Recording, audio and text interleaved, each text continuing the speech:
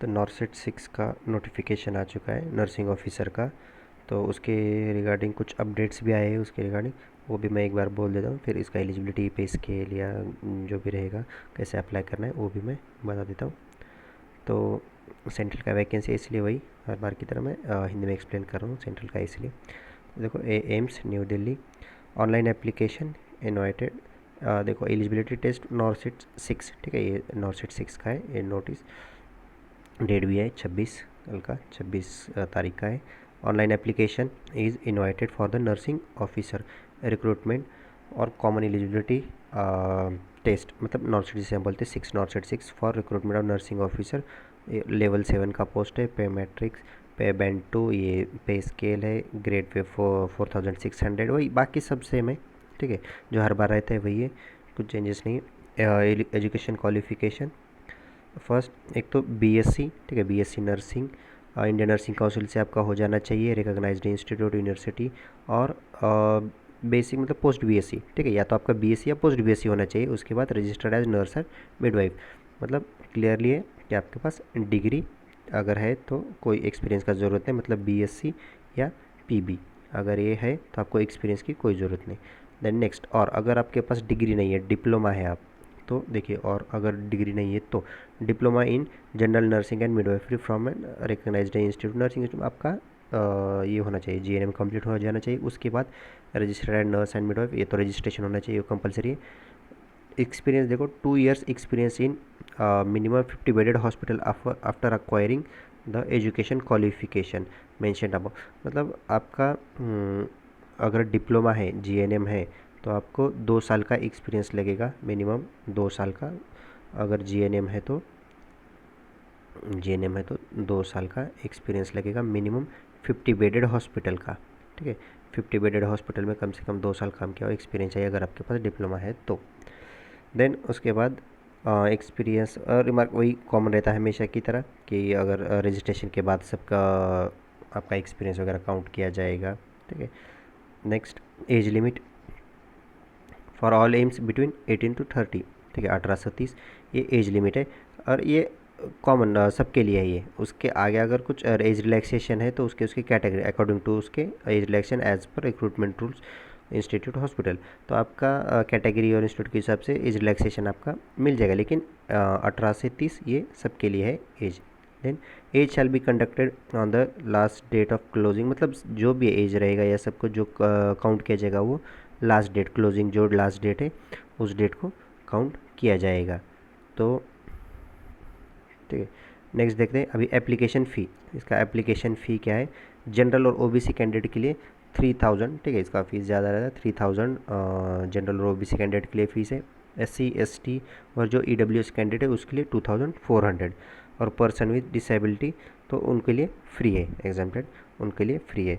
Then next, the candidate can pay the prescribed application, ठीक है, मतलब किसी भी डेबिट क्रेडिट कार्ड से पे कर सकते हैं।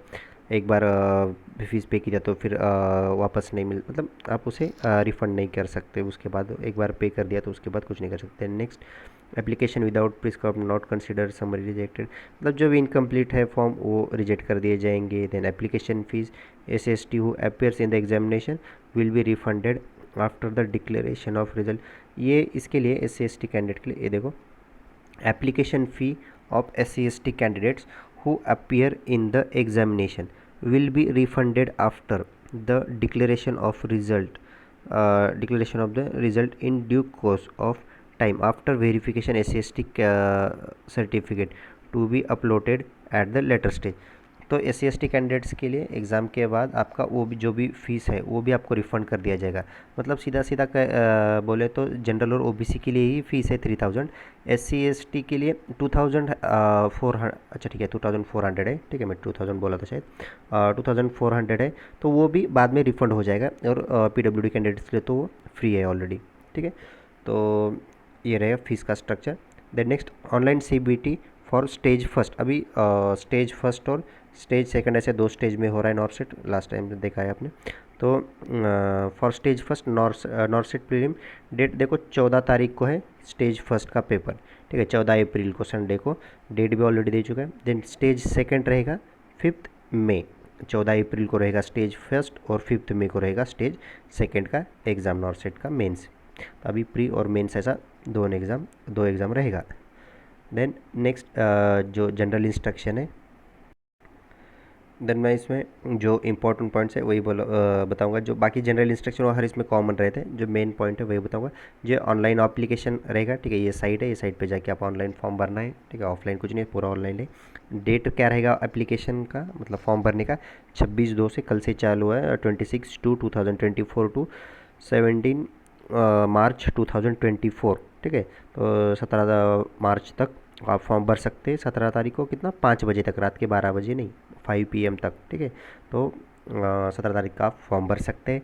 आपको उसका वही बाकी कॉमन इंस्ट्रक्शन है कि प्रिंट निकाल के अपने पास रखो, ठीक है, ऑनलाइन भरना है, ऑफलाइन नहीं है, वही कॉमन इंस्ट्रक्शन है, ठीक है, हर बार की तरह, उसमें कुछ एक्स्ट्रा नहीं है।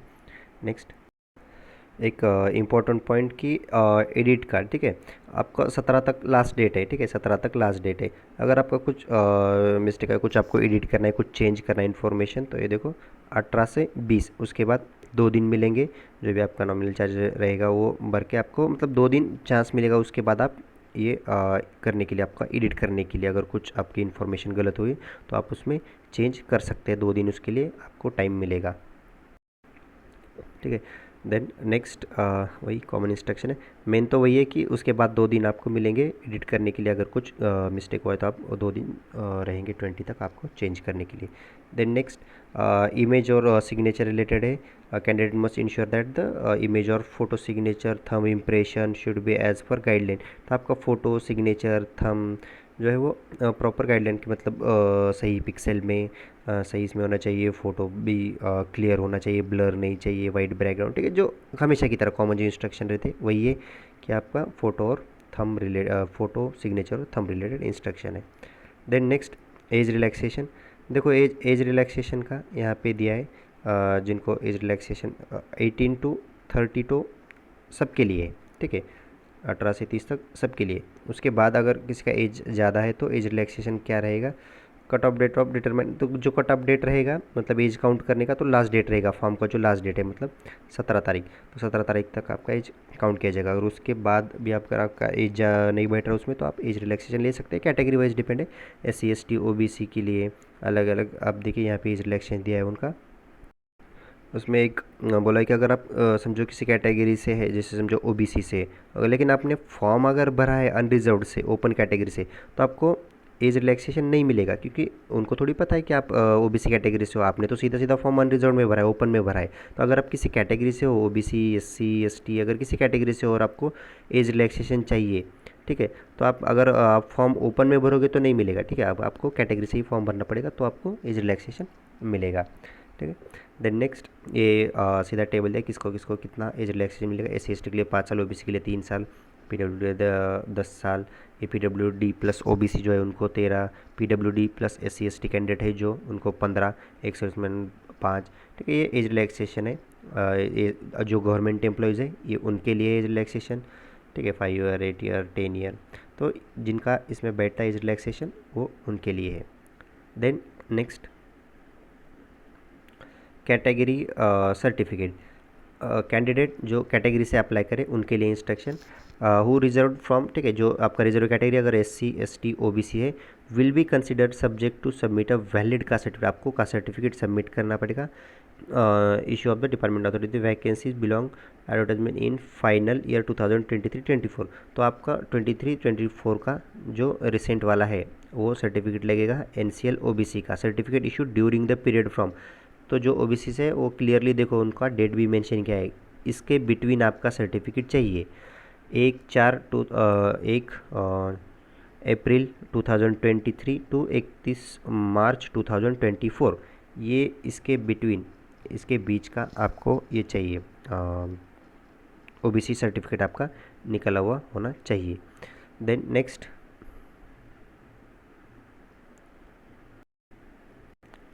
Then next the vacancy EWS के लिए है। EWS का भी उन्होंने सेंट्रल का, EWS का सेंट्रल का अलग सर्टिफिकेट रहता है, ठीक है, जो जिनको नहीं पता उनके लिए बोल रहा हूँ। EWS का सेंट्रल का अलग और स्टेट का अलग सर्टिफिकेट रहता है। तो स्टेट का जो अगर EWS में है तो वही नहीं चलेगा, सेंट्रल का आपका अलग रहेगा। तो देखो प्रिस्क्राइब्ड उन्होंने क्लियर दिया है, प्रिस्क्राइब सेंट्रल का जो फॉर्मेट है उसमें लगेगा, ठीक है। और सर्टिफिकेट इशू देखो इसका भी डेट यहीं पे बोला है, 1/4/2023 टू 31 मार्च 2024, इसके बीच का चाहिए EWS, ठीक है। तो OBC का क्लियर हो गया, EWS का भी क्लियर हो गया। और जो बाकी है कैटेगरी उनका सबके लिए क्या लगेगा, कास्ट सर्टिफिकेट तो लगेगा ही उनका। देन नेक्स्ट ये कॉमन इंस्ट्रक्शन है, फिर और ये PWD कैंडिडेट्स के लिए है, किसके किसके लिए रिजर्वेशन है, ठीक है। बाकी ये कॉमन इंस्ट्रक्शन है। देन नेक्स्ट जो इम्पोर्टेंट और इंस्ट्रक्शन जो है वो देखते हैं, जस्ट वही है कॉमन इसमें। ये इनके लिए जो NOC वगैरह इनको लगता है जो गवर्नमेंट एम्प्लॉय उनके लिए, स्क्राइब के लिए और कंपनसेंट्री टाइम के लिए, ये PWD कैंडिडेट्स के लिए जिनको हेल्प के लिए चाहिए या फिर एक्स्ट्रा टाइम चाहिए उनके लिए, उन टाइम चाहिए उनके लिए ये, ठीक है। देन नेक्स्ट रजिस्ट्रेशन करना है, ऑब्जेक्शन सर्टिफिकेट, नो ऑब्जेक्शन होना चाहिए आपका। अगर कहीं पे आप ऑलरेडी जॉब कर रहे हैं तो NOC, ठीक है, उसको NOC को वही नो ऑब्जेक्शन सर्टिफिकेट। अगर आप पहले से कहीं पे एम्प्लॉय है गवर्नमेंट में तो आपको NOC लगेगा, बस वही कॉमन इंस्ट्रक्शन है। Then next common scheme of examination, ठीक है। अब चलो ये इंपॉर्टेंट है, pattern and scheme of examination. उसमें क्या रहेगा, pattern and scheme of examination देखो, pattern NORCET examination will be conducted in 2 successive stages, 2 stage में होगा, स्टेज फर्स्ट स्टेज सेकंड, ठीक है, 2 स्टेज में होगा। स्टेज फर्स्ट रहेगा नॉट सेट प्रीलिमिनरी और नॉट सेट मेंस सेकंड, मतलब एक प्री रहेगा, सेकंड स्टेज रहेगा मेंस। तो जब जो फर्स्ट स्टेज है नॉट सेट का जो प्री स्टेज है वो देखते हैं, उसमें the NORCET pre stage qualifying examination were conducted who qualified in, आपको क्वालिफाइड टेस्ट है, ठीक है। नॉट सेट फर्स्ट जो है वो मेनली क्वालिफाइंग स्टेज है। Who qualify in the test will be allowed to appear in stage second, जो qualify होंगे फर्स्ट स्टेज में वो सेकंड स्टेज के लिए क्वालिफाई हो जाएंगे, who called for second stage. Next NORCET preliminary test will not be used to decided merit rank, ठीक है, मतलब जो फर्स्ट स्टेज रहेगा उसके बेस पे आपका रैंक मतलब सिलेक्शन नहीं होगा, वो जस्ट क्वालिफाइंग स्टेज है, फर्स्ट स्टेज है जो क्वालिफाइंग स्टेज है, तो उस पे बेस पे आपका कुछ मेरिट नहीं बनेगा, उसके बेस पे आपका सिलेक्शन नहीं होगा, जो होगा वो सेकंड स्टेज पे होगा, ठीक है। Then next the duration of the examination 90 minute का रहेगा, 100 MCQ रहेंगे विथ 4 अल्टरनेटिव, आप 4 ऑप्शन रहेंगे।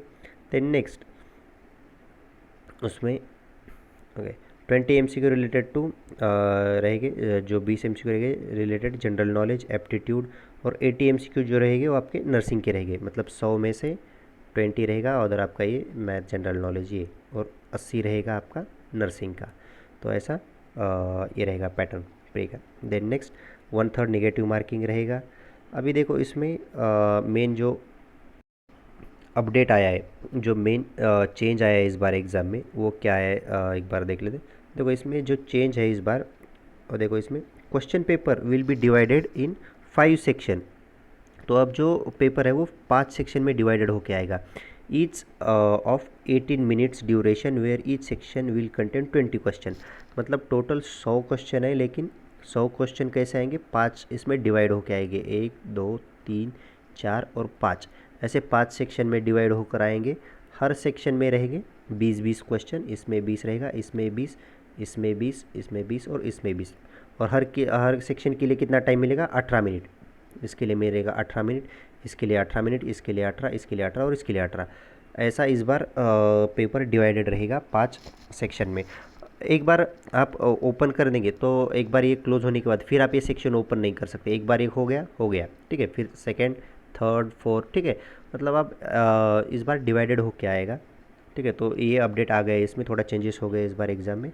And next there will be sequence in which each section will be enable to view answer question access, ठीक है, visible active part to view answer will be disabled after lapse of set duration and next section will be automatically activated visible also, मतलब जो आपका 18 minute है ना, इसका सीधा सीधा मतलब है आपका जो 18 मिनट का टाइम है, आपको 18 मिनट में ही उस 20 का जो सेक्शन है क्वेश्चन का उसमें जो करना है आप कीजिए 18 मिनट में।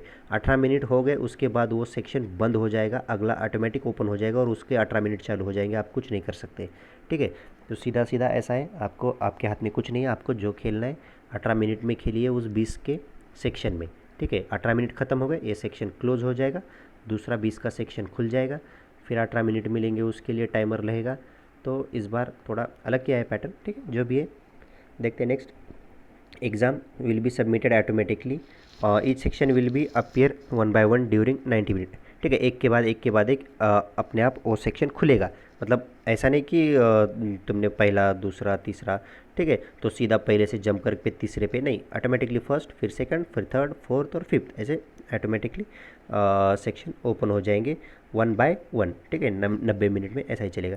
तो ये है इस बार पैटर्न। Then next will be it will never come back again for any action after move to next section. देखो यहाँ पे क्लियरली मेंशन किया है, अगर एक बार आप अगले सेक्शन पे गए तो आप फिर वापस नहीं आ सकते, ठीक है, तो क्लियरली मेंशन किया हुआ है।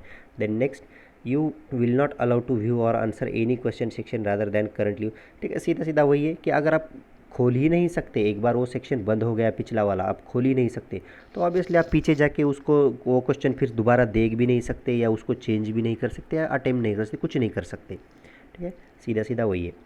Then next, the qualifying mark, ठीक है, ये जो फर्स्ट स्टेज तो क्वालिफाइंग ही है, तो क्वालिफाइंग के लिए मार्क्स क्या है, और सेट फर्स्ट में प्री में देखिए, एग्जामिनेशन विल बी 50% मतलब 50% चाहिए अनरिजर्व ओबीसी अपना ईडब्ल्यूएस के लिए, ठीक है, और ओबीसी के लिए चाहिए 40%, और एससी एसटी के लिए रहेगा अच्छा 45% रहेगा ओबीसी के लिए और 40% एससी एसटी के लिए, ठीक है। ये पासिंग क्राइटेरिया जो मतलब क्वालिफाइंग क्राइटेरिया, पासिंग नहीं क्वालिफाइंग क्राइटेरिया, जिससे आप स्टेज 2 में जाएंगे सेकेंड स्टेज में, ठीक है। The next, preparation of list of qualified candidate for second stage, ठीक है। अब सेकेंड स्टेज के लिए क्वालिफाई तो हो गए, तो अभी सेकेंड स्टेज में जो कैंडिडेट रहेंगे वो कौन कौन रहेंगे, candidate qualifying as per scheme examination, जो पासिंग क्राइटेरिया जो रखा है वो जो क्वालिफाई करेंगे क्या है, जो अनरिजर्व्ड के लिए उनको 50% है, ओबीसी के लिए 45, एससी एसटी के लिए 40%, तो मिनिमम उतना मार्क्स चाहिए। देन नेक्स्ट वो रहेगा कैटेगरी के लिए। देन ऑल पीडब्ल्यूडी के लिए कैंडिडेट्स के लिए कुछ नहीं, जितने भी वो ए है candidate will call for second stage, all qualified, जो क्वालिफाइड कैंडिडेट वो सब सेकंड स्टेज के लिए बुलाए जाएंगे। All tie cases are qualified candidate with the last stage, अगर टाई केस है तो सबको, ठीक है, सेकंड स्टेज के लिए वो सबको बुलाया जाएगा, अगर टाई केस है, टाई मतलब सेम सेम मार्क है तो। The next, there may be situation where a candidate is qualified but not call for second stage, तो कभी ऐसा हो भी सकता है कि फर्स्ट स्टेज क्वालिफाई हो भी गया तो भी सेकंड स्टेज के लिए नहीं बुलाएंगे, तो उसका तो वैसा भी हो सकता है। देन नेक्स्ट, जो स्टेज 2 रहेगा मेन, जो स्टेज सेकंड रहेगा जिसके बेस पे सिलेक्शन होगा, तो ये रहेगा स्टेज सेकंड, तो उसमें देखिए द ड्यूरेशन रहेगा 90 मिनट, ठीक है, जो टाइम रहेगा 90 मिनट, उसमें भी 100 MCQ रहेंगे, 100 marks with 4 alternative option related to the subject covering covering the entire syllabus of nursing related, ठीक है, और केस सिनेरियो बेस्ड क्वेश्चन रहेंगे मोस्टली, मतलब प्रैक्टिकल बेस पे, ठीक है। There will be negative marking 1/3, ठीक है, इसमें भी 1/3 नेगेटिव मार्किंग रहेगा। देन इसमें देखिए हाँ, question there are negative, the question paper will be divided in 5 section same, ठीक है, जो फर्स्ट स्टेज में था वही सेम सेकेंड स्टेज में भी है, इसमें भी 100 क्वेश्चन है, 5 सेक्शन है, 18-18 मिनट का टाइम है हर सेक्शन के लिए, 5 सेक्शन में डिवाइडेड है। There will be sequence in which situation there will be, ठीक है, वही जो पहले बोला था वही है, ऑटोमेटिकली क्लोज हो जाएगा, ठीक है, वही बाकी सेम है, ठीक है। यू विल, अगर एक बार आगे चले गए तो फिर आप दोबारा वापस नहीं जा सकते, वही सेम।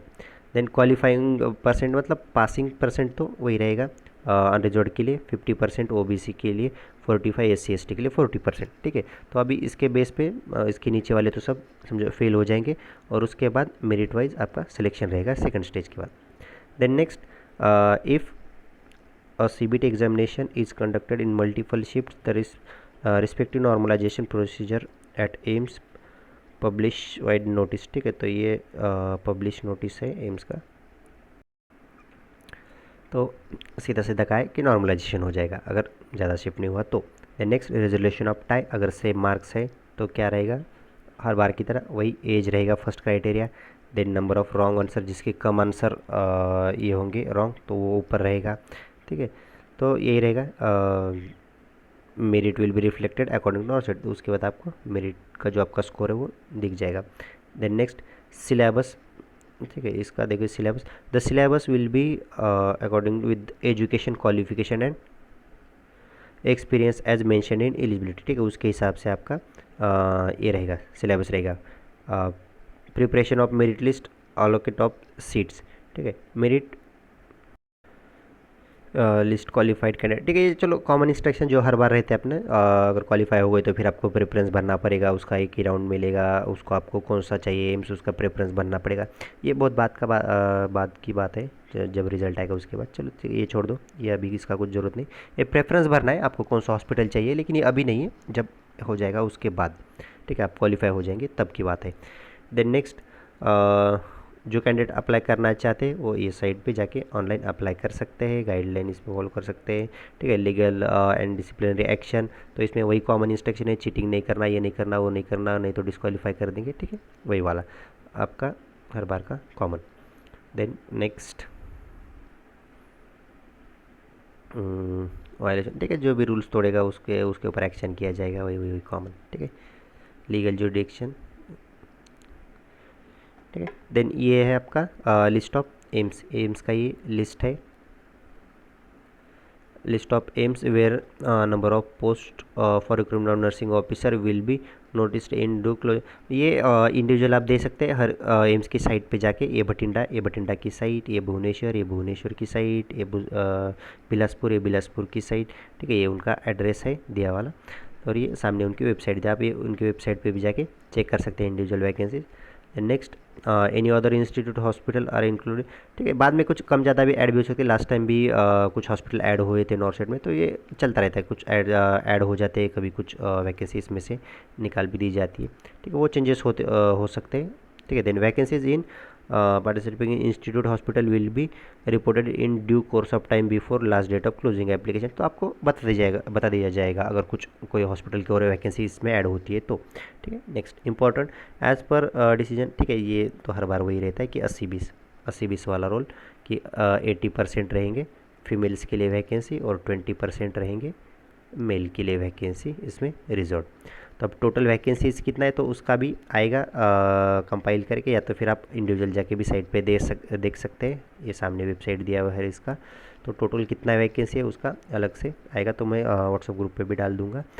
देन नेक्स्ट, ये चलो एक सर्विसमैन के लिए एज इलेक्शन के उनके लिए, तो अगर कोई है एक सर्विसमैन तो एक बार पढ़ लो, बाकी कुछ इंपॉर्टेंट नहीं है उसमें, पॉइंट जो इंपॉर्टेंट था वो मैं ऑलरेडी बोल चुका हूँ। ये इंपॉर्टेंट APWD के कैंडिडेट्स के लिए है इंस्ट्रक्शन, ये किसके लिए, कॉन्टैक्ट इन्फॉर्मेशन, हाँ, अगर किसी को कुछ प्रॉब्लम है, किसी स्टेज में आपको क्वेरी है, तो ये रहेगी आपकी इम्पोर्टेंट कॉन्टैक्ट के लिए डिटेल्स, ठीक है। आपका ये टोल फ्री नंबर है, इसमें आप 10 से 5 के बीच मंडे टू फ्राइडे, ठीक है, आप कॉल भी कर सकते हैं। उनका ये असिस्टेंट एग्जीक्यूटिव एग्जामिनेशन, ये नीचे ये दिया हुआ है एड्रेस, तो ये है कॉन्टैक्ट डिटेल उनका, अगर किसी को कुछ प्रॉब्लम आता है तो आप ये नंबर पे उनको कॉन्टैक्ट कर सकते हैं, ठीक है। तो जो मेन अपडेट था वो तो मैं अभी मैंने बता दिया है कि इसमें सीधा सीधा उन्होंने क्या किया है, 5 सेक्शन में इस बार डिवाइड कर दिया है। 100 क्वेश्चन रहेंगे, ठीक है, फर्स्ट और दोनों स्टेज में वैसा ही टोटल 100 क्वेश्चन रहेंगे, जिसको 5 सेक्शन में डिवाइड कर दिया है उन्होंने। तो हर इसमें रहेंगे 20 का 5 सेक्शन रहेंगे, ठीक है। तो 20 के 5 सेक्शन रहेंगे, हर एक के लिए 18 मिनट टाइम मिलेगा, first second third fourth fifth, 18 minute हुआ तो अगला ऑटोमेटिक ओपन हो जाएगा, ठीक है। ये फॉर्मेट्स है जो कैटेगरी वाले कैंडिडेट्स हैं उनके लिए हर बार रहता है, ठीक है, कौन से फॉर्मेट है उसका आइडियल फॉर्मेट दिया है, ठीक है। तो चलो मैं अभी बता दिया, लास्ट डेट भी बता दिया, फॉर्म साइट पे जो एम्स की साइट है अभी मैंने दिखाया था, उस पर जाके आप फॉर्म फिलअप कर सकते हो, तो उस पर जाके आप फॉर्म फिलअप कर दो। अगर कुछ प्रॉब्लम आता है तो ये देखो यहाँ पे ये वेबसाइट है, इस वेबसाइट पे जाके आप फॉर्म भर सकते हैं, अप्लाई करना है यहाँ पे जाके। तो और कुछ डाउट्स है या फिर कुछ अपडेट रहेगा तो मैं अगले वीडियो में एक्सप्लेन कर दूँगा, और कुछ डाउट है तो फिर कमेंट सेक्शन में डाल दीजिए।